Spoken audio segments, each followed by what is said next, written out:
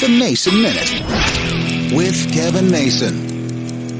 The other day, one of my friends posted a picture on Facebook that took me back to the early 1970s. It was the cover of a magazine we all used to read back then called Dynamite. And I hadn't thought about Dynamite, probably since about 1975, maybe 1976. So I went back and looked it up and found out that, wow, I was one of the first people to ever subscribe to this magazine that was put out by the Scholastic Book Company. We used to get a lot of Scholastic stuff, and this was their first foray into magazines for students, for preteens and teens. Now, I didn't realize Dynamite magazine went on until the 1990s, so if you went to school in the 70s or in the 80s, you probably are familiar with Dynamite. Of course, I was right on the edge of Dynamite magazine's target readership, so I was only there for maybe a year and a half before I got too old, but I figured out it was probably the first magazine I ever subscribed to as a kid. Maybe it's where I got my love for pop culture. Now, it probably goes back further than that, but it definitely helped, and well, kids into the 80s and even into the early 90s saw Dynamite, and maybe it changed their lives too.